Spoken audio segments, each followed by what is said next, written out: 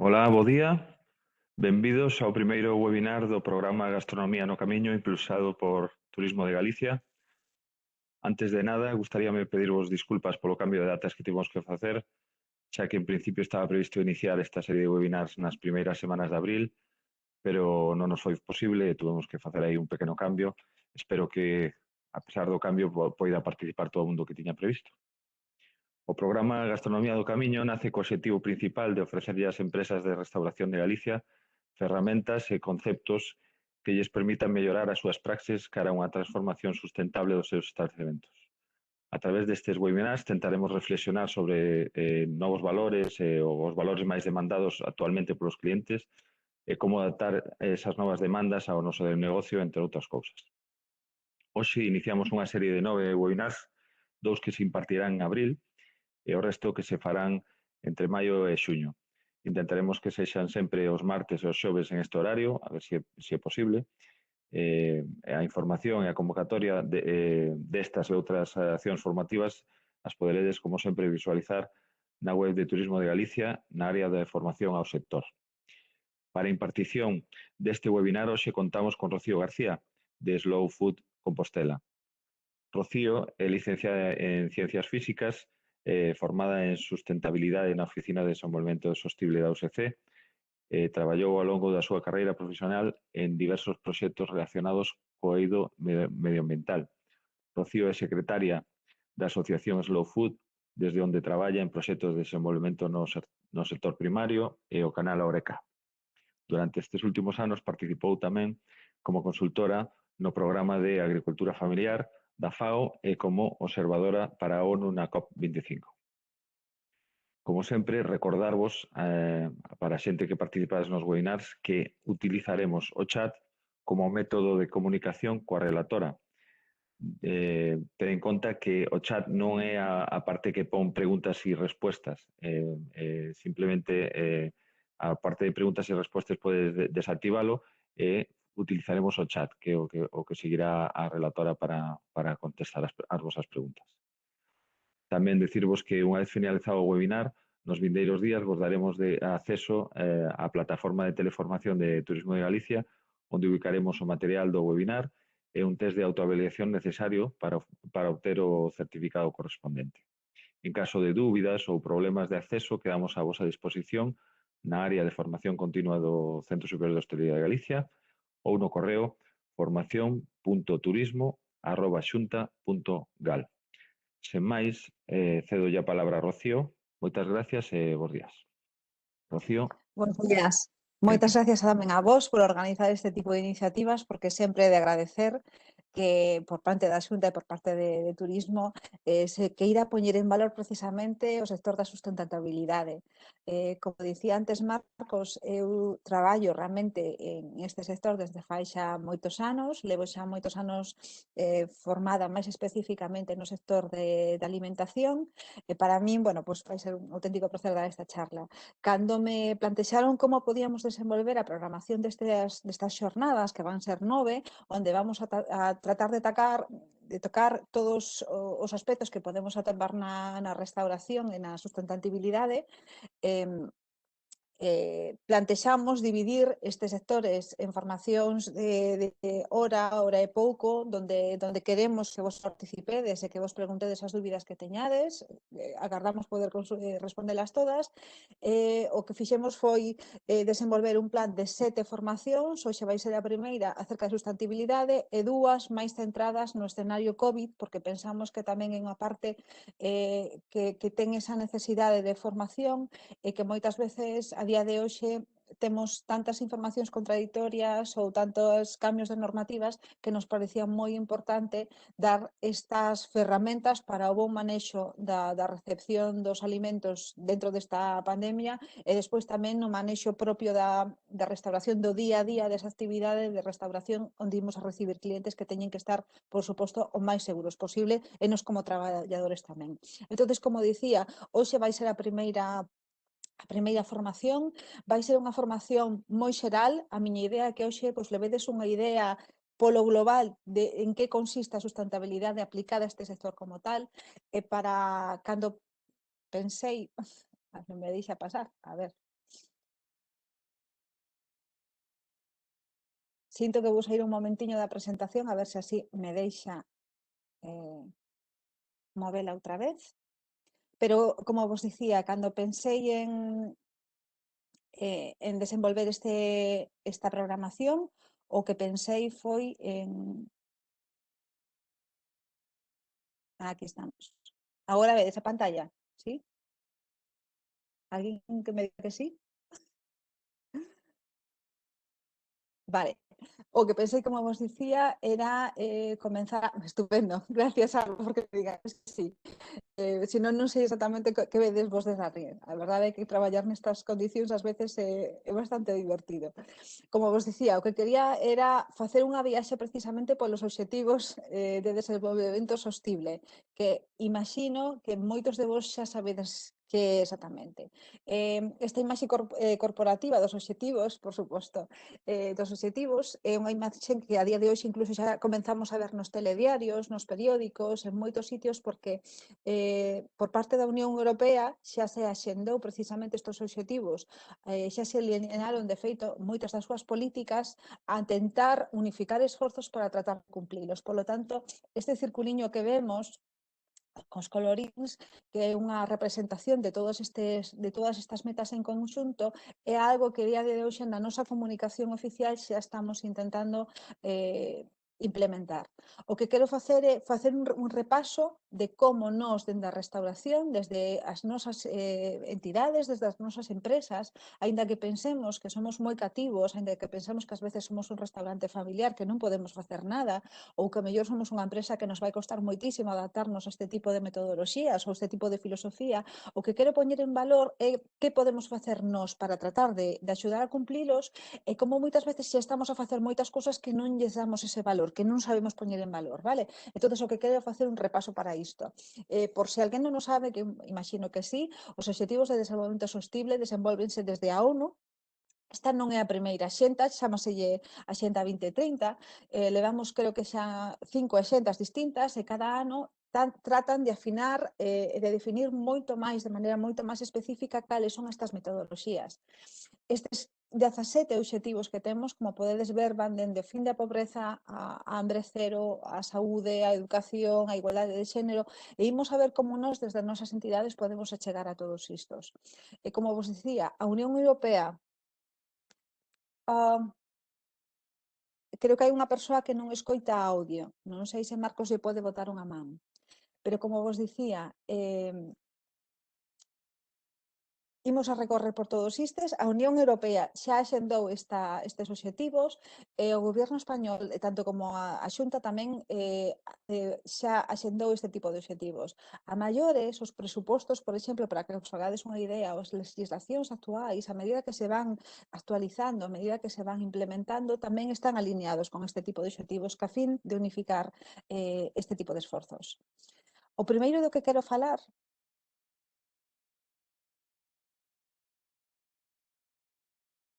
Creo que vou ter problemas para que me deixe correr a presentación. Aquí estamos, vale. O primeiro do que quero falar realmente é do segundo obxectivo, da fin da pobreza. Poderíamos falar moito, pero mellor non é o caso, pero no segundo obxectivo que temos, o da fame cero, é un obxectivo co que nós desde a restauración podemos traballar moitísimo. Máis aló de pensar que o que temos é que dar comida ou algo polo estilo, o que temos que desmenuzar e ver que podemos aportar nós para tratar de acadar as metas que temos neste segundo punto. O primeiro, como podemos ver, os puntos que destaquei foi favorecer unha alimentación variada e nutritiva todo o ano. E isto é algo que probablemente xa estemos a facer. Quero dicir que nós, desde as nosas institucións, os nosos restaurantes, xa estemos a traballar cunha base dunha alimentación nutritiva. Dudo moitísimo que alguén que se acerque a este curso ou alguén que este a traballar nun restaurante dentro do camiño este a pensar a poñer un tipo de comida de fast food, que pensando realmente facer comida que sexa que teña moito cheiro, que teña moita imaxe, pero que despois non teña un contenido nutricional. Para nós, realmente favorecer este tipo de alimentación é unha parte moi, moi importante. E facer unha alimentación, ademais, variada durante todo o ano. Nós temos a sorte de ter un clima moi cambiante en función das estacións. Isto permítenos ter moito tipo de alimentos que podemos ir variando ao largo de todo do ano, que favorece precisamente esta boa alimentación. O segundo punto que teño aquí destacado é favorecer os agricultores familiares. Os agricultores familiares é un concepto do que se vai traballando desde 2014 por parte da FAO. É difícil de definir todo este tipo de agricultores. En cada zona do mundo podemos atopar unha definición distinta. Para nós, os agricultores familiares son os pequenos agricultores que topamos, por exemplo, en Galicia. Eses agricultores que teñen unha tradición familiar de varias xeracións, que traballan con variedades tradicionais, que conservan non somente estas variedades, sino tamén estas técnicas tradicionais de cultivo, e que realmente supoñen perto do 80% da produción mundial de alimentos. Inda que pensemos que a produción mundial de alimentos veñen da industria alimentaria, non é certo. Ven dos pequenos agricultores. Cando nós desas nosas institucións, desas nosos restaurantes, desas nosas empresas, traballamos con este tipo de abastecemento onde lles mercamos directamente a estes pequenos agricultores, realmente o que estamos é a axudar a este tipo de agricultura e este tipo de variedades tradicionais. E moitas veces tamén o que estamos é apoiando directamente a sustentabilidade no xeito de produción, porque estes pequenos agricultores traballan moitas veces con técnicas orgánicas, estexen certificados ou non.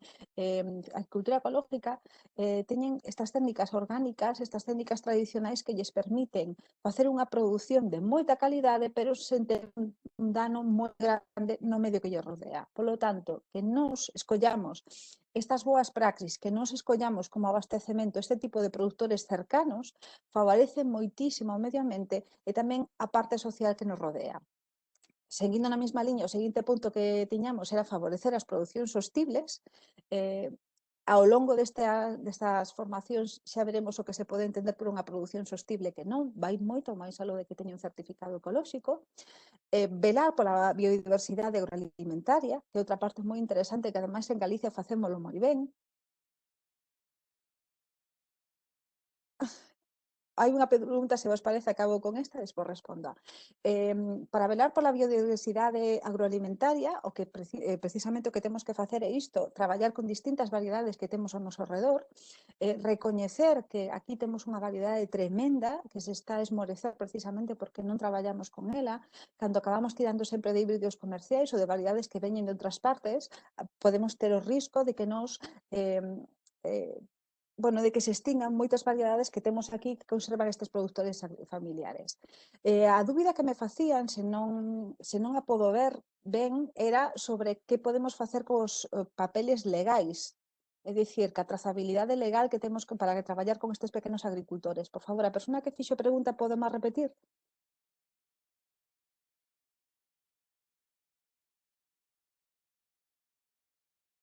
Bueno, vou contestando. Exactamente, vale, Samuel, moitas gracias. Vale, isto é moi sinxelo. Eu cando falo de que traballamos con agricultores familiares ou con agricultores pequenos que traballan nunha aldea cercano a nós, non estou dicindo nunca que podamos traballar con unha persona que non estea no Reaga, e dentro dun Reaga hai outro rexistro que se chama SEBEDI, que é o rexistro de venda directa. Para que unha persona poida vender a súa produción, ten que estar dada de alta nestes dos rexistros. E se non está dada de alta nestes dos rexistros, non ten un xeito legal de poder vender a súa produción nin de comprobar a trazabilidade e a salubridade. Obviamente, ten que ter un control por parte de sanidade para que esta venda sea legal. Moito máis, repito, nun restaurante, onde vamos estar expostos a poder ter unha contaminación de alimentaria a todos os usuarios. Entonces, por moito que vos fale de agricultores familiares, falo sempre de agricultores familiares que estean dados de alta no proceso administrativo actual. O noso obxectivo é salvaguardar esta diversidade deste xeito de traballo, pero sempre adecuándonos á normativa actual. Isto é unha parte moi importante, que ademais, dentro do noso traballo, é para mí unha loita diaria entender que está moi ben o fin, pero hai que pasar por todos os protocolos que nos garanten a salubridade. Non sei se con isto che contestei, pero si é unha pregunta moi interesante, moi interesante. A día de hoxe xa temos regulación, xa hai un protocolo por parte da administración que me permite traballar deste xeito. E temos que traballar sempre dentro deste protocolo. Se non, poderíamos estar incumplindo primeiro unha normativa legal e despois poñendo en risco a saúde dos nosos clientes. É bastante diferente, pero non é imposible. Eu prométoche que nós traballamos con agricultores pequenos que traballan deste xeito e que sí que cumplen. Pero sí que é certo que por parte dos propios agricultores hai tamén unha labor que facer para que, bueno, para que se adapten ás normativas actuais, cambien de mentalidade, entendan que son unha propia empresa, aínda que sexan agricultores, son unha empresa que teñen que cumprir con os requisitos. E por parte da restauración tamén é moi importante que asuman, porque ás veces atopámonos con restauración que son eles mesmos agricultores familiares, que teñen unha pequena produción e que chegas ali, cando os visitas e dinche, bueno, a horta é da casa. Eu digo, moi ben, é da casa, pero tes os permisos correspondientes? Non, pois entonces non a podes vender. Quero dicir, esta é unha parte de formación que é moi necesaria para as dos partes. Pero moitas gracias pola pregunta. Se vos parece, estupendo. Seguindo, fíxate que ben, seguindo co mesmo punto, temos a parte precisamente de educación de calidade, que sería o cuarto obxectivo da ONU. Dentro desta parte, máis aló de que nos pensemos que dentro do noso restaurante imos a facer educación, sí que podemos, non imos a facer unha educación formal, pero sí que podemos facer unha divulgación, cousas como esta precisamente, esta parte de educación empresarial, de que os nosos proveedores temos que dicirlles como se teñen que comportar. Tamén moitas veces, cando pensaba na parte de educación de calidade, pensaba que por parte dos nosos restaurantes ás veces temos a persoas que están en prácticas ou persoas que se están a formar ali dentro da nosa empresa. Entón, penso que un punto que tamén podemos facer por parte de nós para acadar este cuarto obxectivo é favorecer a formación técnica profesional. É dicir, facilitar que estas persoas, moitas veces xoves, persoas mozas que se incorporan a este mundo, teñan estas posibilidades de traballar, pero de adquirir realmente unha capacitación, que penso que é algo que moi pouco a pouco, pero que estamos a cambiar nas nosas mentalidades. Ás veces atopábamos con ese cliché de que traballar en hostelería era para que non valía para nada máis. Isto é unha idea moi errónea, isto é unha formación, isto é unha profesión, ten que ter unha profesionalización detrás, onde nós, desde as nosas entidades, podemos axudar a formar estas persoas que teñan esa paixón polo trato ao cliente, esa paixón de facelo ben, e de axudarles a adquirir estas capacidades profesionais, estas competencias profesionais que temos moitas veces, que en moitos casos veñen por unha experiencia moi longa tamén de tradición familiar que podemos atopar detrás. A segundo punto que me parecía moi interesante tamén tratar é a igualdade de xénero, que é bueno, pues un problema que temos a cadar entre toda a sociedade, pero que tamén nós podemos poñer esa parte esa patiña de traballar con igualdade de xénero para garantizar que as mulleres poden ter esas mesmas oportunidades a hora de medrar dentro das nosas empresas, que poden ter ese acceso a esos mesmos postos de traballo con igualdade e que despois non van sofrer ningún tipo de acoso, por exemplo, ou que se lles va dar un trato digno dentro desas profesións. Seguindo co punto máis medioambiental, xa sería o punto 6, que falemos con agua limpa e saneamento, onde xa podemos falar de moitos puntos de detalles concretos que podemos tratar dentro das nosas empresas. O primeiro punto que quería destacar é a mellora a calidade da auga, reducindo a contaminación e minimizando os porcentaxes de augas residuais en tratamento. É dicir, por parte das nosas instalacións, sobre todo en situacións onde temos un restaurante no rural, onde moitas veces non tiñamos unha auga de traída, onde non tiñamos o mellor unhas boas condicións, temos que facer moito fincapé, inda que cumplimos cos mínimos requisitos, en facer realmente un bo tratamento de augas. Nós, como unha actividade empresarial que podemos ser unha actividade non industrial, pero sí empresarial que pode ser un restaurante, temos que ter moi en conta a contaminación que estamos a xerar dentro da nosa actividade. Todas as augas de tratamentos de limpeza do propio establecemento, de limpeza de platos, de consumo desa auga, temos que ser conscientes que canto menos contaminación levemos moito mellor e que nós dentro das posibilidades que temos nas nosas instalacións deberíamos ter un lavavaixelas xa por normativa nos mandan ter un lavabaixelas, realmente non lavar os platos a man, eso xa reduciría moitísimo a auga que estamos a consumir, e logo deberíamos ser conscientes tamén do impacto que teñen eses propios produtos químicos que utilizamos no lavabaixelas. Teremos máis adiante un módulo específico onde falaremos de todo isto, pero ser conscientes dese impacto xa sería un primeiro paso. Logo, como dicía, as instalacións onde recollen esta auga, onde se ten que tratar, temos que ser tamén conscientes de que vai pasar con estas augas e tratar de minimizar todos eses vertidos que podamos hacer. E logo, aumentar a eficiencia dos recursos hídricos, basicamente, tratar de gastar a menos auga posible. Isto non estou a dicir que non limpemos a comida, ni moitísimo menos, ni que non limpemos estas instalacións, sinxelamente é tratar de ter unha eficiencia. Pois moitas veces se temos, por exemplo, un hostal dentro das nosas instalacións, pois técnicas de aforro de auga que podemos implementar nese hostal, dende filtros nas billas ou na propia cociña, ou, bueno, ser conscientes dos recursos hídricos que nós podemos aforrar. O mesmo que a enerxía.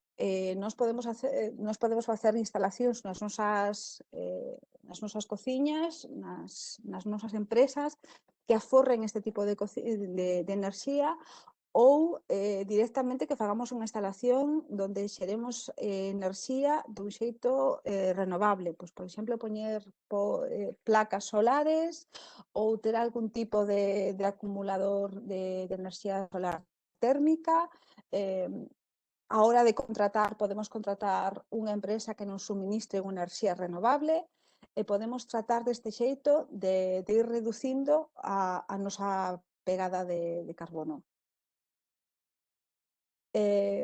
Seguiríamos no punto 8 traballando con fomento de un traballo decente e crecemento económico, e volveríamos a tocar o apartado social. Para mí é importante tamén comentar todo isto cando falamos dos obxectivos de desenvolvemento sostible. Fomentar o crecemento das pequenas industrias é algo fundamental. Moitas veces cando falamos dun traballo un crecemento económico estamos a pensar en grandes empresas, pero nós temos que entender que desde as nosas pequenas desde os nosos pequenos restaurantes tamén estamos a traballar con este traballo. Moitas veces estamos a fixar poboación dunha zona rural, dunha zona que non é exactamente onde teñen moitas posibilidades de traballo toda esa xente, e temos que entender que para nós tamén é moi importante esta labor. Fomentar o crecemento das pymes, mellorar o consumo eficiente de recursos e desvinculado o crecemento económico á degradación do medio ambiente. Quero dicir que para nós é moi importante traballar con pequenas empresas que estén a traballar conservando todo este patrimonio, todo este ambiente e, aínda así, xerando emprego. É o que quero dicir. Favorecer un emprego de calidade inclusivo, volvemos a ter unha parte de sensibilidade social, onde podemos favorecer un emprego donde non haxa ningún tipo de racismo, nin de sexismo, donde sexa inclusivo para unha persoa que poida ter algún tipo de discapacidade, promover os dereitos laborais dentro das nosas empresas e promover un turismo sostible que abogue pola cultura e os produtos locais. Esta é unha parte moi interesante precisamente para toda a restauración que está dentro do Camiño de Santiago. Promover este tipo de turismo atraído non por unha masificación, non por un reclamo concreto, senón poñer en valor toda a contorna que temos ao redor do noso establecemento. E, ademais, poñer en valor todo ese valor patrimonial que podemos atopar dentro da nosa contorna e poñer en valor esos produtos locais.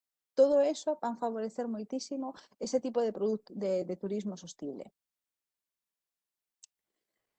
E unha das últimas que imos a tocar dentro da parte de sostenibilidade social é reducir precisamente esas desigualdades.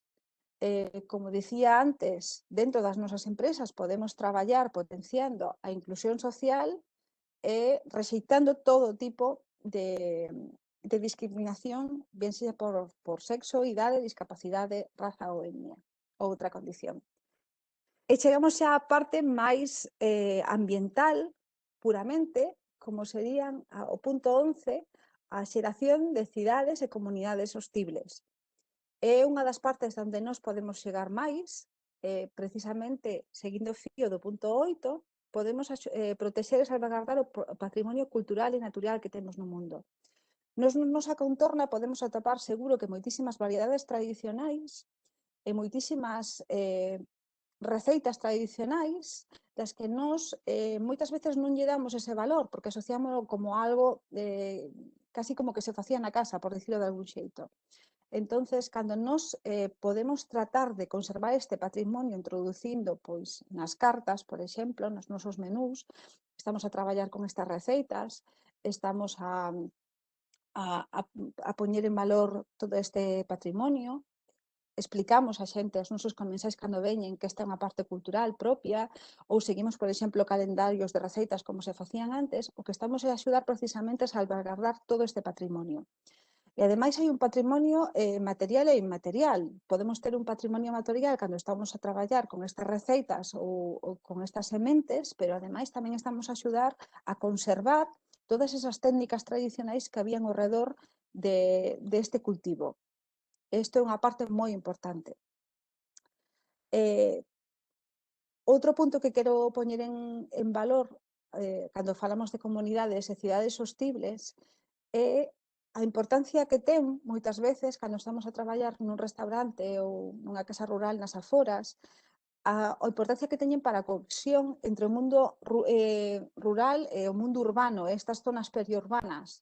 Moitas veces o que estamos a ver en comunidades de todo o mundo é que a xente máis xove está a abandonar a parte rural, as cidades, non hai no rural non hai un relevo xeneracional, esta xente está a abandonar este tipo de vida para fuxir de algún xeito ás grandes cidades. Isto está provocando un problema moi grande, estámonos a quedar sen produtores directamente, estás abandonando precisamente todo este patrimonio. E crear estes vínculos que fixen a xente no rural, que lle dean opcións, ademais, ás zonas urbanas para sobrevivir con os alimentos de proximidade, con as producións de proximidade, é algo que podemos facer nós dende as nosas institucións e dende os nosos restaurantes, non? Axudar a este tipo de economía moito máis fuxida do puramente urbano.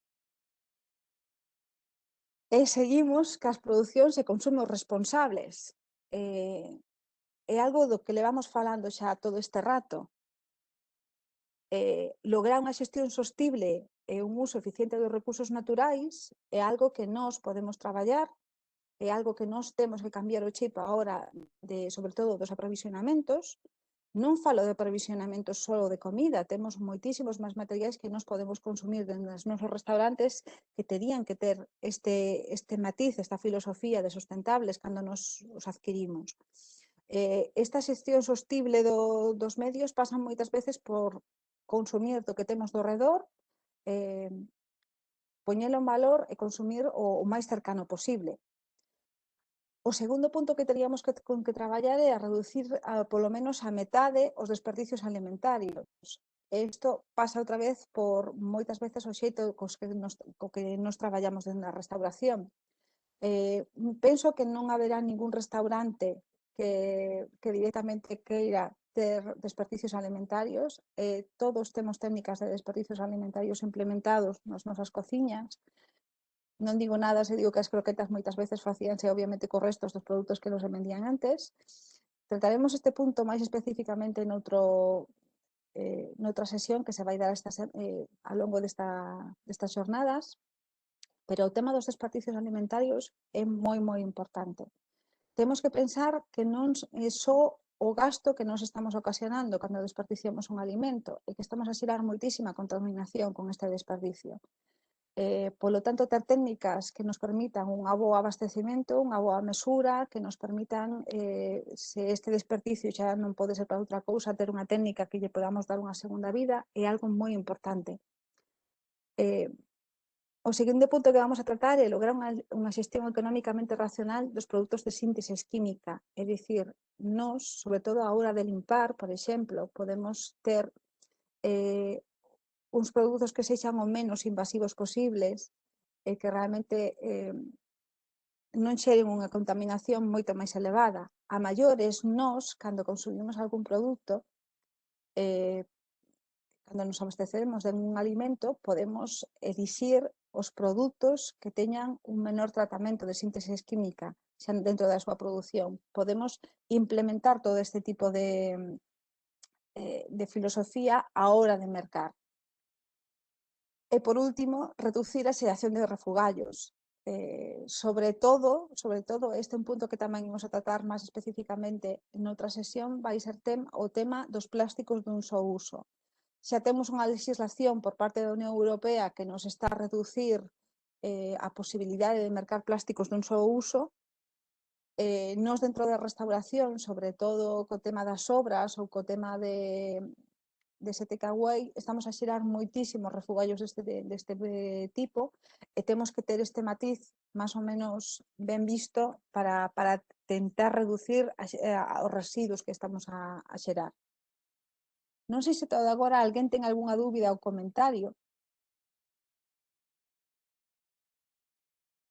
Se non, a veces.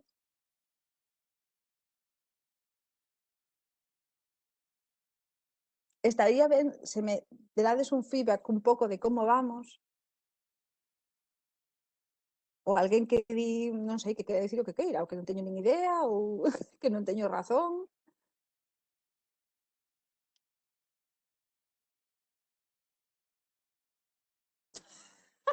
Eres unha máquina, vale, toda razón, vale, moi ben. Non era isto que quería, pero vale, vai ben. Vale, pois entonces seguimos e se vos Rocío, parece. un Sí. segundiño, si che parece, simplemente recordarvos a todos os que querades intervir polo chat que seleccionedes o destinatario poñer todos, para que todos podamos ver o que plantexades, porque estou vendo que hai xente que en algún momento fai algún comentario en privado ao organizador ou en privado ao panelista. Entonces, o máis interesante é que cada vez que interveñades no chat, que poñades a todos, vale? Vale, Simplemente recalcar pues, eso, vale? Gracias, Rocío.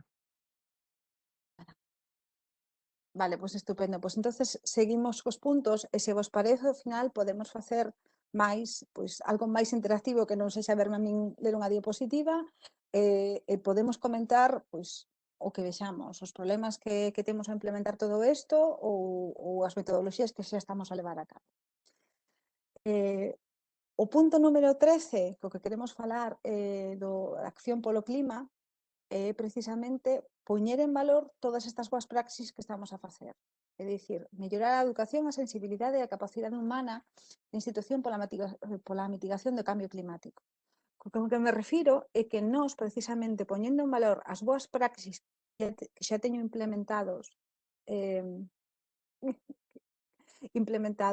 dentro do noso establecemento, esta labor que estou a facer de divulgación cando veñen os meus clientes é parte desa educación polo clima que tamén podo facer dentro do meu restaurante. Quero dicir, se eu veño, se ven ao meu restaurante un cliente e lle explico, estou a traballar con esta variedade tradicional que é desta zona, porque así tratamos de conservala. Pois, nada, só quero comentarche que dende o noso restaurante tratamos de mitigar os residuos ou damosche a oportunidade de que traías un tupper ti da casa para que leves, se queres, os refugallos en vez de xerar un envase, un contedor. Todo este tipo de cousas que nós podemos facer desde o establecemento están a facer unha divulgación e unha educación. Estamos nós a mellorar esta imaxe da nosa RSC, da nosa empresa. E, ademais, estamos a facer esta concienciación co cliente final. É unha parte moi importante que moitas veces nós, desde as nosas empresas, non o facemos. Estamos tan convencidos de que o que facemos está ben que xa parece que non o temos que explicar. E poñelo en valor é unha parte moi interesante, é moi importante. Eh, co, co tema da pesca submarina, da vida submarina, que era punto 14, aquí pensei en falar de moitas cousas, ao final reducino a favorecer os pescadores artesanais, pero realmente o que quería decir é que nós, o primeiro, podemos traballar obviamente con pesca de cercanía. Vai haber pescado que vai ter ser unha pesca de altura, non vai ser de baixura, non queda outra, pero ainda así podemos favorecer este tipo de pescadores que se denominan artesanais. É dicir, a igual que os agricultores familiares, os pescadores artesanais son os pescadores que teñen unhas técnicas moito menos invasivas, que teñen esas técnicas artesanais, moitas veces son manuais, non son pesca de arrastre, e que moitas veces traballan con estas variedades tradicionais que temos no mar. Se vos dicía que para conservar estas variedades de terra temos que comelas, ca pesca pasa todo o contrario. O mar sempre vai a contraria da terra, para que nos poidamos, por exemplo, tipo pesca de rías, exactamente. Pesca de rías, teremos un día onde falaremos especificamente de todos os certificados, vale? Lembro-vos que hoxe vai ser unha idea moi xeral. Pesca de rías é unha certificación que parte por parte da Xunta, onde o que se fai é certificar a esta pesca pequena que este dentro da zona na FAO 27, creo que é a nosa, que chega ata prácticamente Porto e colle toda Galicia, e que distingue estes pescadores que teñen estas técnicas non exactamente artesanais, pero casi. Esa sería pesca de rías. Eso que me está a garantizar cando un pescado trae pesca de rías, que é da nosa zona e que é unha pesca pouco invasiva. Pero a maiores, se quixéramos fiar aínda máis fino, poderíamos atopar pescadores que se chaman pesca artesanal, que é aínda máis restrictivo, non? Que é realmente exactamente, concienciar é o que falábamos antes de concienciación, concienciar o noso cliente de que cando está consumindo este tipo de establecementos, está a axudar a conservar este tipo de pesca. Primeiro, está a conservar ese patrimonio da pesca do que falábamos antes do punto 11 das comunidades e a maiores que está a axudar a conservar estas variedades. Se nos respetamos as vedas, que xa sei que os faredes todos, se nos respetamos as especies que poidan estar en peligro de extinción, que xa sei que os faredes todos, pero todo este tipo de comunicación hai que facelo tamén. A importancia que ten. E o cliente ten que ter tamén esa formación para valorar os establecementos que están a facer ben, que é un pouco o que queremos facer con esta campaña. Pero basicamente o que decía con pescadores artesanais é un pouco da liña do que estamos falando, non? Deste tipo de pesca máis cativa, deste tipo de pesca que ten unhas técnicas tradicionais, que é moito menos invasiva, que respeta moitísimo máis o medio, e que o pescado que me trae despois é pescado de moi boa calidade, claro. Non nos podemos olvidar que nós temos un cliente o que poñer un plato na mesa e que ten que ser a máxima calidade posible. Pero pode selo sen ter que renunciar á conservación do medio que temos ao redor. Como vos dicía, non decimos nada novo. Eu seguro que sei que vos todos respetades primeiro a legislación que nos proíbe traballar con, bueno, pues, con tallas mínimas, o sea, unha serie de cousas onde xa cambiamos esa mentalidade que teñamos antes e que favorecen as especies que non están en perigo de extinción, pero poñelo en valor tamén é unha parte importante. E xa casi por último, dentro dos ecosistemas terrestres, seguimos un pouco na mesma liña. Parte de todo o que podíamos facer para manter este tipo de ecosistemas terrestres é ser conscientes das implicacións que supoñen a caza furtiva e as especies protegidas. Volvemos ao mesmo. Todo isto xa sabemos que é ilegal. O sea, dentro da RSC non se debe poñer en valor o que xa é legal. Iso xa hai que facelo. Pero, bueno, aínda así, tomar consciencia é unha parte moi importante. Parte dos problemas que estamos a sufrir agora mesmo dice que pode ser precisamente por consumir unha especie que non estaba dentro do sistema. E seguimos un pouco a falar do que falamos onde principio. Unha cousa que nos quedamos traballar cunha variedade tradicional, unha cousa que nos quedamos tradicional cun pequeno agricultor, pero a maior tense que cumplir todo ese protocolo e todas esas cadenas. Traballar cunha caza furtiva, aparte de ser un peligro ecolóxico, é un problema de salubridade, porque ese animal non pasou por ningún control. As especies protegidas están protegidas tamén para algo, obviamente, para que non se extingan. Ten que ser así, este é o xeito que temos nós de traballar. E este un pouco o repaso que quería facer polos obxectivos de desenvolvemento sostible para que vexamos como podemos nós, dende a nosa restauración, poñelos en valor. Sei que moitos de vos xa estades implementando este tipo de cousas. Moitas veces, como dicíamos, é máis o problema legal que nos estamos a topar para poder implementalas realmente, para que cumplan todos os protocolos. Eu sempre digo que está moi ben tratar de comer como se facía fai un século, pero actualizado e cumplindo todas as normativas actuais que temos que cumplir que nos garanten esa salubridade esa legislación, basicamente. Entonces eu prefería que agora, o tempo que nos queda, que me digades máis cousas que, por exemplo, xa estades a implementar. Bueno, creo que acabamos a presentación. Se vos parece, para que eu poida, saio da pantalla, para que eu poida ver os comentarios. Donde podo ver os comentarios? Mira, teño aquí no chat. Vale, aquí estamos. para que eu poida ver os comentarios, se vos parece, seguimos da presentación, e prefería que vos me fixerades preguntas que podo ir respondendo.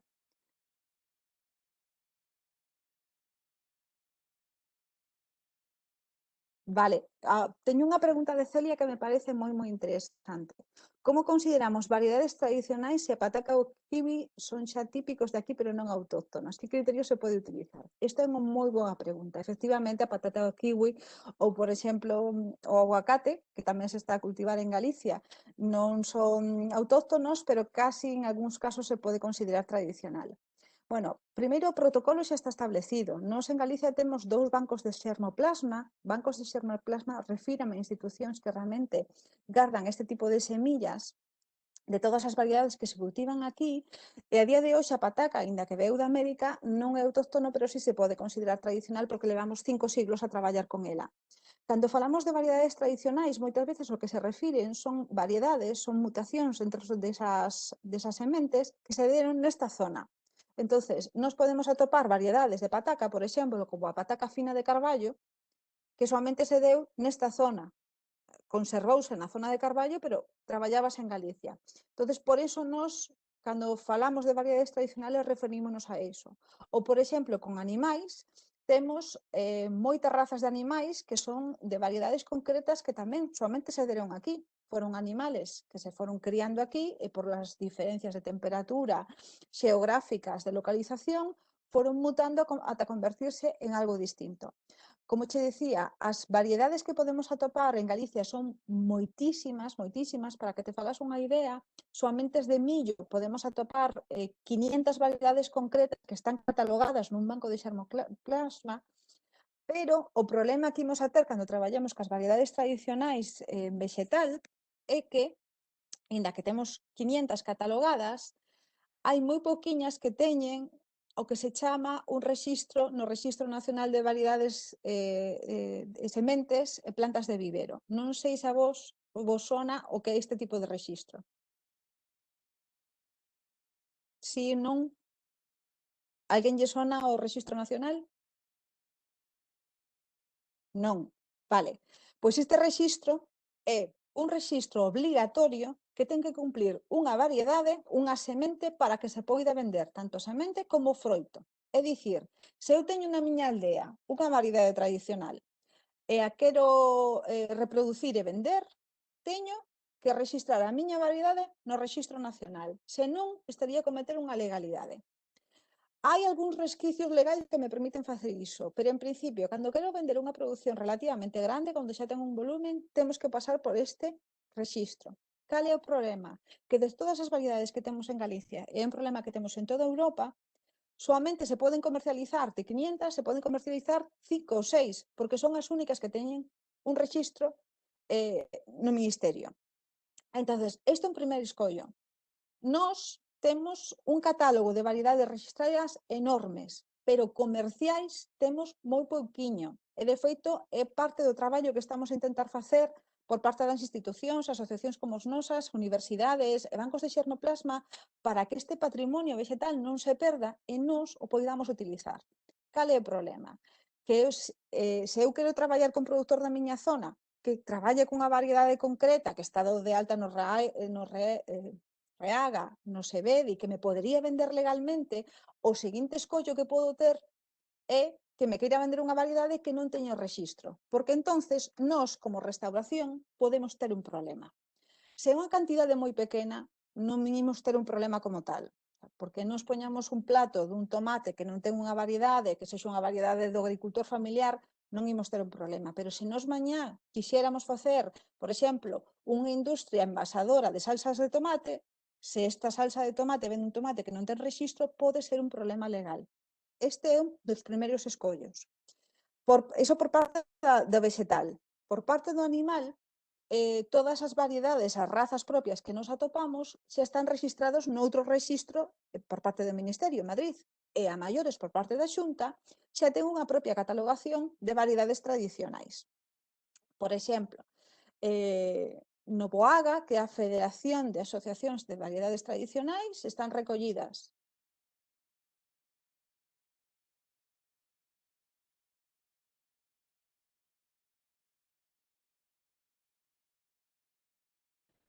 Estaba a ler a pregunta de Marcos. Se vos parece, acabo de contarvos o Boalga e despois responden a Marcos. Esta federación de asociacións o que traballan é recollendo estas variedades que están catalogadas por parte da Xunta, por parte de técnicos competentes que evalúan efectivamente que esta é unha variedade que se deu aquí e que soamente as súas características foron desenvolvidas por estar nesta zona. Entonces, estas razas están catalogadas, como vos decía, por parte da Xunta podedes ter un listado destas variedades, ademais podedes ter a ficha técnica que vos expliquen a distintas tipoloxías que podedes atopar. Por exemplo, en razas distintas de tenreira, hai moitísima diferencia. Se queremos traballar cunha cachena, que é unha carne moi dura, que vai ter bastante merma, pero que vai ter un sabor super intenso, como se traballamos cunha limiá, por exemplo, ou traballamos con outro tipo de variedades. Nós, despois, cando introducimos isto na restauración, temos que ter en conta esas diferencias de produto. Ímolos ver máis na seguinte sesión que imos a ter, cando traballemos con extensivo e con intensivo, que imos a ver que despois, a parte das implicacións que teñen estes produtos a hora de producirse, na cociña tamén van ter comportamentos totalmente distintos. Se queredes, despois mando vos, ou incluso polo chat podo vos poñer algún enlace onde podedes ter máis información de todo isto que vos estou contando, das páxinas directamente oficiais onde podemos ter información. E a seguinte pregunta que teño de Marcos de Medeiros, sí, por favor, sin problema. Toda a información que querades, non teño ningún problema por darvos os contactos, para eso estamos. No caso, só traballamos con produtos vegetais, tentamos usar o produto de tempada, pero moitas veces temos que ir detrás do productor porque a comunicación non é suficiente. Problema enorme, sí. Existe algunha plataforma que poida coñecer este productor a unha forma máis facilmente? Pois mira, por exemplo, nos a nosa asociación, eu traballo nunha asociación que se chama Slow Food Compostela, o que facemos é conectar directamente produtores con restauradores. Cando digo conectar, quero dicir que non, o sea, conectamos, non levamos intermediarios, nin cobramos unha comisión, nada por estilo. Ese é o noso xeito de traballar. Pero iso é un problema que nos atopamos moitas veces.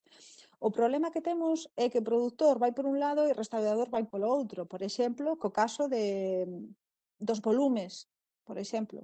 Ti tes que garantir que ese restaurador ten un volumen suficiente para traballar durante todo o ano. E cando se crea esa sinerxia, hai que... Sí, é que cando se crea esa sinerxia, o que hai que facer é que teña unha continuidade de traballo durante todo o ano. Vale que acabe a temporada, pero ti tes que ter unha continuidade, porque senón ese restaurador queda sen abastecemento. Eso totalmente de acordo. Eu entendo que unha cousa é o que vos diga eu que hai que traballar cos agricultores familiares e outra cousa moi distinta aos problemas que vos encontrades vos no vosso lado. Pero sí que hai plataformas, que é o que quería dicir. Sí que a día de hoxe comenzan a haber plataformas, asociacións como as nosas ou máis, ou por parte da Xunta tamén se está a intentar traballar dende este punto, dende a GACAL, que o que quere é xerar estas plataformas de comunicación que sexan máis fáciles. O incluso o ideal sería que vos traballades facendo unha plantación ou unha cría medida, é dicir, vos chegades a un acordo cun agricultor para que vos plante tantos kilos do que sexa, patacas, o que sexa, vale? Sí, traballamos. Vou ir respondendo por partes. Coa cría pasa o mesmo. Por exemplo, mira, teño este tipo de modelo de restauración, o que quero é que me críes tantos polos para esta época, imos crear un acordo comercial nos dous, vasme criar estes polos e además vasmos criar como eu quero, en liberdade, que comen desta maneira, que se críen desta maneira. Entón, o que se xera realmente unha relación de traballo directamente con este agricultor, que estamos apoiando este tipo de agricultura, este tipo de produción, e nós estamos nos abastecemento realmente como queremos, e temos un control total da nosa comida que chega á nosa mesa. Esa é unha das formas da que nós estamos intentando e abogamos porque se traballa así. O que pasa que entendo que é complicado para vos, moitas veces, dende soamente a vosa parte, xa tedes pouco tempo para abordar abastecemento, xa tedes unha carga de traballo tremenda e ainda por riba ter que facer todas esas sinerxias ás veces é complicado, pero sí que hai plataformas. Non estamos só nós, hai bastantes plataformas que están intentando chegar a facilitar este modelo. A seguinte pregunta polo orden que teño é: vi que en Perú están a importar quinoa, que é unha nova variedade española que están sobrecableados alí. Bueno, normal, quero decir, unha das potencias económicas de Perú, de toda esa zona, son as variedades concretas deles, como pode ser a quinoa, eh, e claro, pois que chegue outra variedade a desbancar é un problema para eles. Pois é un problema para o que falamos, para a conservación patrimonial de toda esa zona e para a competencia de todos eses pequenos produtores, sí. Hai outra persoa, Marco, que dicía, para iso podemos adaptar a carta, efectivamente, adaptar un plato según a temporada, esta é unha parte importantísima a hora de que podemos facernos un traballo de adaptación dende a nosa restauración polo medio ambiente, que é traballar segundo a temporada, a tempada. E ademais, outra vez máis, hai que facer unha labor de concienciación cos nosos clientes, explicar, mira, o mellor ti querías comer o mesmo plato que comixes fai 6 meses, pero que non estamos en tempada. Agora mesmo podes comer isto. Pero además é tamén un xeito de reclamo, porque ti vas ter unha fidelización dese cliente que cada tempada vai querer probar outras cousas novas. Hai que darlle tamén a volta dende o punto de vista comercial, pero é moi importante adaptarse unha tempada. É moi importante, porque senón o que vamos a facer é ter que deslocalizar a noso abastecemento.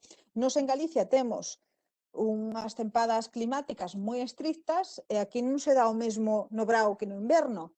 Hai outro tipo de países onde teñen outro tipo de clima que poden producilo, pero entonces así estamos obligados a ter un abastecimento deslocalizado. Ter esta produción cercana de tempada e concreta é algo que ás veces para nós como diseñadores da carta é un chisquiño máis complicado, pero eu penso que a verdade cada vez máis o cliente ademais está a demandar isto. Realmente o que vos puxen dos ODS é o que a cliente, a maioría do cliente, que ademais ten un poder adquisitivo un chisquiño máis alto, é o que está a demandar. Esta cocina de calidade, centrada na tempada, centrada na boa calidade e na proximidade. É algo que nós temos que facer ese esforzo, pero penso que vale a pena. A seguinte pregunta que temos é: Slow Food Compostela traballa en restaurantes de Arzúa, Camiños de Santiago, que non sexan Santiago? Sí, nós chamámonos Compostela, pero traballamos en toda Galicia. Se vos queredes tamén vos veixo a indicación da nosa asociación os requisitos para que me preguntedes por aparte, porque isto non quería centrar isto no noso proxecto, senón en algo moito máis amplio. Pero que se consuma o que produce, di outra persoa, Marcos, outra vez. Sí, claro. Claro, tense que consumir o que se produce, sí, pero aquí tamén está a parte dos produtores, é dicir, o produtor, aínda que lle guste moito producir patacas, por decir algo, tense tamén que adaptar ás demandas da restauración. Por iso é tan interesante, tan importante esas sinerxias entre os agricultores familiares e a restauración. Ten que haber unha conversión. Os restauradores tense que adaptar o que se produza, tense que adaptar ás tempadas e tense que adaptar á logística tamén moitas veces. Pero o produtor ten que escoitar as demandas de restauración. Esta é unha parte tamén moi importante. Ten que saber que necesidades ten, como se ten que producir, os volumes, moitas veces, o que falábamos antes. Eu non digo que traballedes cun agricultor, aínda que sexa tradicional ou pequeno, unha agricultura familiar que teña unha produción moi cativiña, porque eso non vos garante a vos como empresa que poidades responder ao vosso cliente final. Pero aínda así, pode haber cousas donde podedes chegar a un acordo, variedades concretas que has que traballar, eh, xeitos de producir, podedes chegar a un acordo con eles. A segunda pregunta que temos é de Susana García, que di: a acuicultura ecolóxica é unha opción responsable? Bueno, isto daríanos para discutir moitísimo. Entendo que preguntas por acuicultura, non por agricultura, por acuicultura. A acuicultura é unha cría intensiva de pescado. Entón, é unha das, eu penso que de toda a produción agrícola non alimentaria, é un dos puntos máis, non sei, máis complexos de tratar. Por unha parte, as crías intensivas sexan de mar ou de terra, soen dar un pouquiño máis de problemas, porque o primeiro que estamos forzando esa natureza a traballar de outro xeito. En moitos casos, esas crías intensivas, durante moitos anos houve moi malas praxis, onde había un abuso de medicamentos, onde había un abuso de pensos, e onde había abusos no xeral, tanto por parte para a produción do animal como por parte do medio ambiente. A día de hoxe a acuicultura está moi controlada, moi controlada. E, de feito, bueno, está moi restringido todo o que se lle pode dar ese animal e o impacto que pode ter no medio ambiente. É responsable? Eu penso que, desgraciadamente, de aquí uns anos vai ser necesaria. Ese é o problema. Tal e como estamos a crecer de número de humanos en todo o planeta, un dos xeitos que imos ter para garantizar a proteína animal para todos vai ser a acuicultura, non nos vai a quedar outra. A min non é a acción que máis me guste como tal, quero decir, eu prefiro unha pesca artesanal, pero non estou en contra dunha acuicultura ecolóxica. Para que vos fagades unha idea, un dos problemas que imos a ter e que precisamente íbamos a afrontar máis na xornada do xoves, é que cando nós traballamos en intensivo, un dos problemas que podemos ter é o control das plagas. Cando nós temos moitos animales que están pegados ou que están bastante cerca, eses animais xa teñen máis estrés, polo tanto baixa o seu sistema inmunolóxico e a maiores, se un está infectado, pode provocar non unha pandemia, pero unha epidemia entre todos os que están ao redor. Entonces, moitas veces o que se facía de xeito preventivo incluso era darlles antibióticos. Que a pesca facías o mesmo, os animales que estaban afinados en bañeiras tamén se lles daba antibiótico. A día de hoxe iso está moitísimo máis controlado e a maiores, cando traballamos en ecolóxico, está prácticamente restringido. Non ten apenas esa carga de antibiótico ou de medicación que se lle teñen que dar. Ten un impacto? Ten un impacto, sí. O que pasa é que hai que ver até que punto é asumible ou non. Hai que ser realistas, a acuicultura garántenos un pescado de un precio moito máis baixo e garántenos ese alimento para todos. Pero eu sempre das nosas posibilidades preferiría tirar máis por unha pesca artesanal que aboga non só polo pescado autóctono, senón ademais por toda esa parte social do redor que estamos a axudar, por todos eses pescadores artesáns que están a axudar. Pero xa che digo, non teño nada en contra da acuicultura ecolóxica como tal. Collela con pinzas, pero é responsable, sí, sí, porque ten esa medición absoluta. Non sei se con isto che expliquei, porque a verdade é que...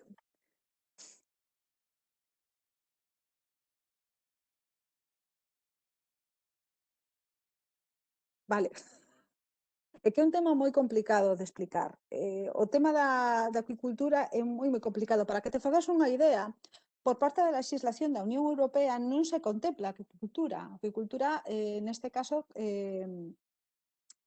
o CREEGA, por exemplo, que é o Consello Regulador de Agricultura Ecolóxica de Galicia, si ten un protocolo específico para a acuicultura, é un protocolo, como che digo, que é moi estricto e que garante realmente que non teñen esa carga de medicación extra, que garante os piensos que se lle poden dar a eses animais que comen fariña eses peixes comen fariña de pienso, e que garante que todas esas augas do redor non teñen esa contaminación. E, de feito, a acuicultura ecolóxica de Mexilón non ten unha instalación distinta do que podería ser outra batea, por exemplo. Ti podes ter na mesma ría bateas exactamente iguais de acuicultura ecolóxica e de acuicultura normal, convencional, que se chamaría. O que pasa que ese mexilón que sale desa batea en concreto ten moitos máis análisis. A maiores dos normativos que teñen que cumplir por lei, teñen moitísimos máis análisis de xeito máis concreto para que garanten que efectivamente esa auga é dunha calidade moito máis pura, non ten ningún tipo de contaminación. Por exemplo, nese caso, para min a acuicultura sería moi responsable. En outro tipo, bueno, pois habería que miralo. En principio, en Galicia, a nosa agricultura ecolóxica que temos, acuicultura, perdón, realmente son casi todos de mariscos. Son berberechos, creo que hai ameixas tamén, e mexilón. Non temos acuicultura ecolóxica certificada do modelo que temos máis todos na cabeza, non? Des especies en bañeiras que están máis hacinados. Polo de agora, o que penso que non traballou con eso. Claro, a utilización de aliños e especias, que hai outra persoa que me pregunta cal sería o máis responsable? O máis responsable sería, obviamente, traballar cunha produción local. Pero volvemos ao mesmo, en Galicia temos o tempo que temos, entón non podemos ter chocolate, por exemplo, non o vamos ter, café, por exemplo, non o vamos ter. Entonces, inda que isto vou explicar noutras formacións de xeito máis específico, o que podemos ter é este tipo de especias certificados en ecolóxico, pero que a súa produción venden de fora. Por que venden de fora? Porque en Europa, en toda Europa, para que algo se venda como ecolóxico, ten que ter un certificado avalado por un consello regulador autorizado. Eso que quere decir? Que soamente os que teñan este certificado poden poñer na súa caixa, no seu envase, que é ecolóxico. Se non o teñen, non o poden poñer. Como nós non temos en Galicia, nin en Europa, nin en España, produción, por exemplo, pois de café ou de chocolate ou de outro tipo de especias que polo clima non se darían aquí, o que permite a legislación é traelos de fora de outras partes, comprobar que cumplen todos os requisitos de produción europea como se estiveran feitos aquí, entonces certifícanse. Cal é o xeito máis responsable? Pois utilizar as especies que temos por aquí cercanas. Que non traelas de fora, e o ideal sería traelas certificadas. Pero claro, isto xa implica que teñes que adaptar pois, outra vez a carta moitas veces o que tes por aquí, o plato, o sabor que lle queres dar. Eu entendo que si tes un restaurante onde tedes que utilizar unha variedade concreta porque queres facer un plato con toque mexicano, por exemplo, pois tes que traer un picante dali. E tamén, non é malo, non é malo para nada. De feito, se ti traes unha especie que está feita de xeito artesanal no país de orixen, tamén estás a apoiar precisamente estes agricultores familiares ou esta parte desta pequena empresa, o que falábamos antes, desta fixación no rural, deste apoio ás pequenas empresas, tamén o podes facer, pero na zona de orixe onde se fai esta especie. Sería o xeito máis responsable de traballar. A seguinte pregunta de Celia García é o último reporte sobre a dieta ideal ética de consumo humano, e como explicarías que o alimento de máis proximidade é sostenible? É máis sostible. Vale, esta é unha pregunta tamén moi complicada. Non me vou meter nunha guerra de veganos contra carnívoros, pero o ideal sería efectivamente disminuir o consumo animal, tal e como consumimos. A día de hoxe consumimos moitísima carne, moitísima. Consumimos moitas veces carne desde o almorzo a comida, a plato principal e outra vez a cena. Este é un problema bastante grave, primeiro polo incremento do CO2 que supón a cría de animales, sobre todo en intensivo, que supón moitísimos máis problemas que a parte do CO2, e despois, para a nosa saúde, consumimos moita carne. Eu penso, incluso diría un chisquiño máis, non é que consumimos moita carne, senón que consumimos moita carne de moi mala calidade, e ese é un problema, moi, moi grande. Hai que pensar que nós, cando consumimos un animal, consumimos o que consumiu o animal, e que moitas veces ese animal este consumindo pensos de moi mala calidade, ao final, inda que parece que non, repercútenos tamén da nosa saúde. Como explicar o alimento de proximidade? É que eu aquí non diría que o alimento ten que ser solo de proximidade. É dicir, un animal para min non me vale de nada se se cría a carón do meu restaurante, se cría en malas condicións con unha mala alimentación e dun mal xeito. Eu nunca fomentaría ese tipo de abastecemento, inda que fora moi cercano. Eu penso que temos que consumir menos alimentos animais, pero de moita mellor calidade. Moita maior calidade, que sexan unhas crías en extensivo, que sexan cunha alimentación boa a ese propio animal e con unhas técnicas o máis sustentables posibles. Entonces, neses casos, sí que primaría esa boa carne por riba de outro tipo de froita e de verdura que a mellor tamén vende lonxe. A segunda parte, esa froita e verdura que vende lonxe, o primeiro é que pensar o impacto que se ten. Moitas veces, por exemplo, o exemplo que podemos ter todos na cabeza, que é a soia, a maioría, a gran maioría de soia que ven do sudeste asiático é transxénica. Mais aló tamén de non querer comenzar unha guerra cos transxénicos, ten unhas implicacións bastante graves, porque esa soia probablemente ao ser transxénica este a soportar unha serie de pesticidas que non son nada saudables nin para nós cando comemos, nin logo para a zona onde se está a traballar.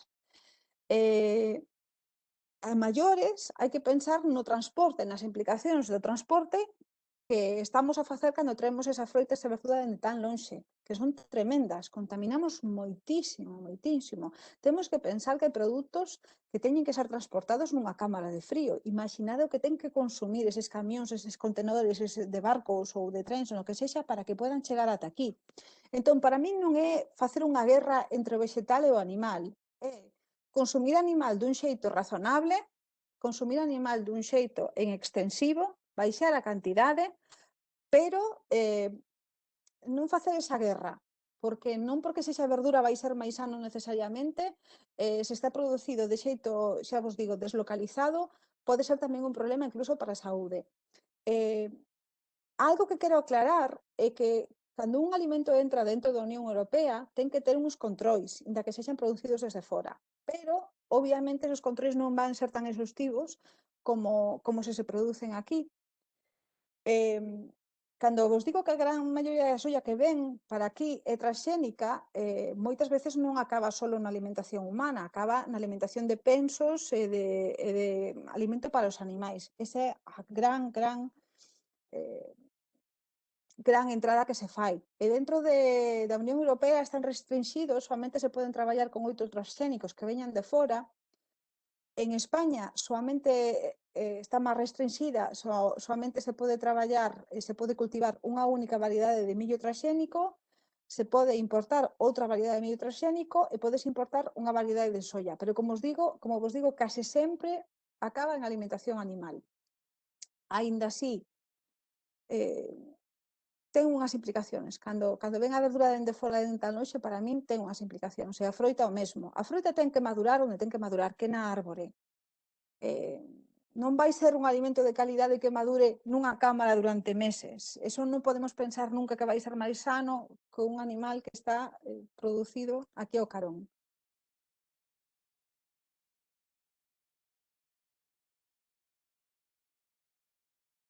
Non sei se, Celia, te expliquei máis ou menos co rollo que botei.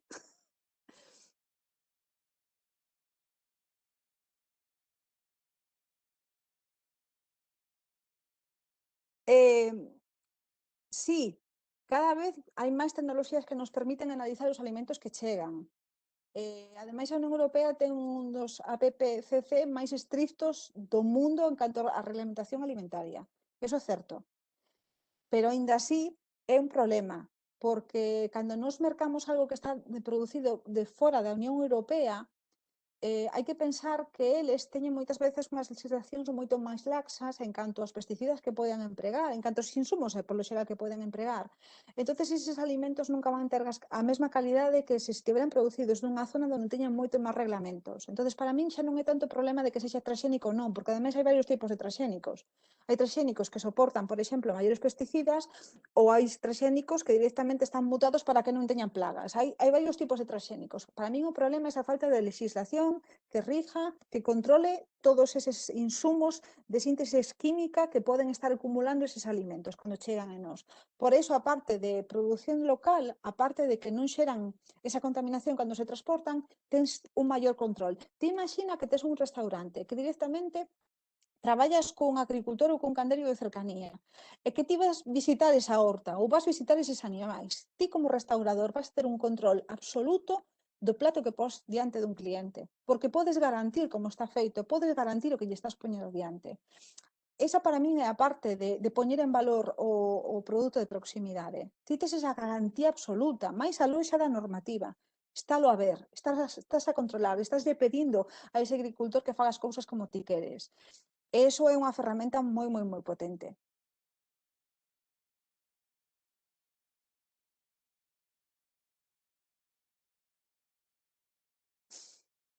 Sí.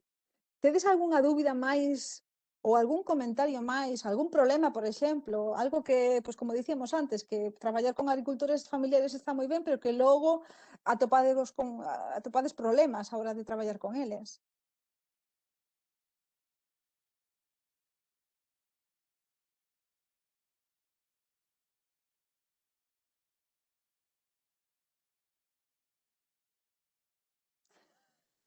Que opinas do salmón? A min gustame moito o sabor. Pero, bueno, o salmón pois ten ese problema, moitas veces é un salmón de acuicultura, a gran maioría, o salmón salvaxe, Bueno, aquí falamos un pouco do mesmo problema, o sea, apoiar a pesca artesán está genial, para min sería o ideal. Para min o ideal sería que todos traballáramos con pesca artesán. Cal é o problema? O precio. O meu cliente está disposto a pagar realmente o que implica mercar este pescado? Pois moitas veces o mellor non. Ese é un problema moi grande. Entón, nos ao final, unha cosa o que queremos aspirar por filosofía e outra cosa que podemos asumir por custes, claro. O salmón, claro, o salmón de acuicultura ten un precio moito máis barato, moitísimo máis. O salmón salvaxe, se o poidéramos mercar, estaría ben. O que pasa que moitas veces non dá. Despois está unha segunda cousa, que o primeiro animal que temos transxénico no mundo é precisamente unha variedade de salmón que a día de hoxe xa está aprobada para comercializar en Canadá. O que se fai, penso que non é con hormonación, é bueno, unha mutación que se introduce ao animal para que medre moito máis rápido, entonces claro, imaginade o que aumenta a produción dese produtor, aumenta moitísimo, en pouquiño tempo ten animais moitísimo máis grandes. Eu, por exemplo, estou en contra dese tipo de crías, non me parece, a mí cústame moito máis a pesca artesanal donde se respetan os tempos de cría, onde se respetan as vedas e donde hai outro control, donde se favorece precisamente ese tipo de traballo artesán e donde se favorece a ese pescador, esa parte social que ten tamén a agricultura. O salmón como tal, digoche, pois non teño unha opinión clara. Parte do que estamos a ver en alimentación co pescado, claro, pode ser a contaminación por metais pesados. E o salmón, por exemplo, neste caso, se non hai unha regulación, pode ser un problema. Pero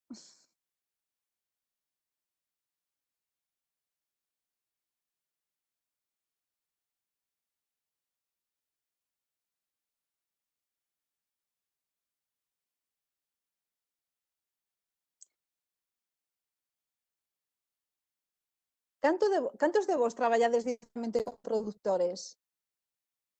Que levantan man así ou que faga algo, os que traballan directamente. Non?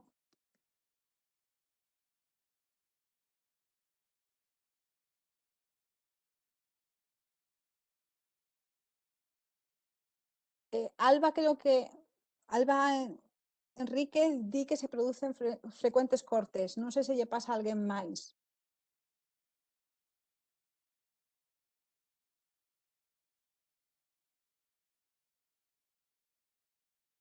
Non, vale. Vale, co tema dos produtores directamente. Vos, hai algún máis aparte de José Manuel que traballe con produtores directamente ou a maioría mercades a través dun intermediario? Cal é o voso xeito de abastecemento?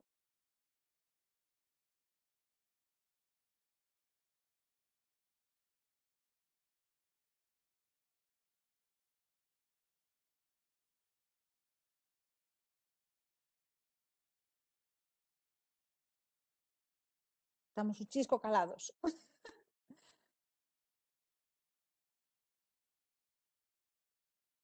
Alguén,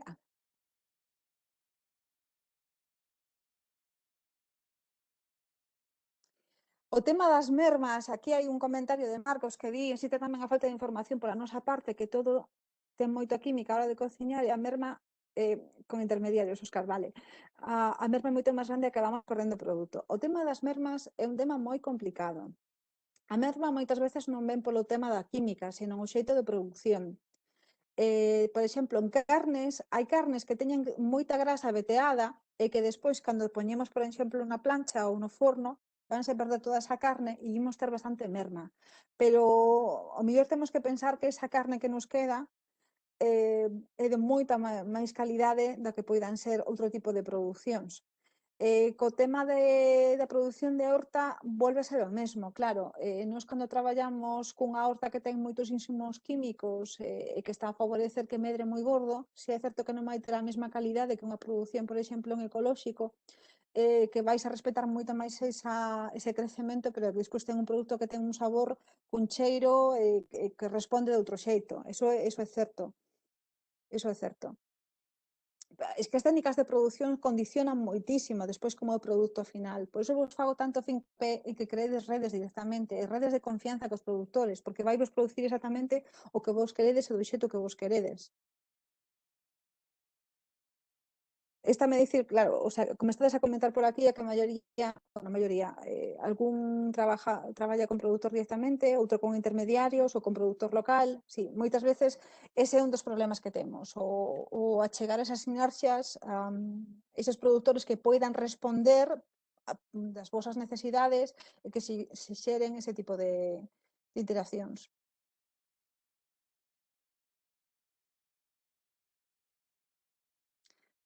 Pois non sei se tedes algunha pregunta máis.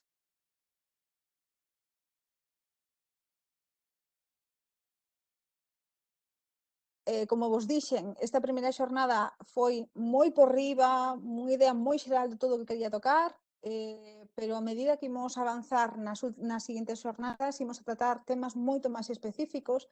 De feito, a seguinte precisamente vai ser sobre a sustentabilidade do sector da produción primaria, e imos a explicar cousas como precisamente métodos de produción intensivo e extensivo, as diferencias que ides ter, eh, e importancia que ten traballar dun xeito ou de outro. Imos a falar tamén dos certificados ou da produción ecolóxica.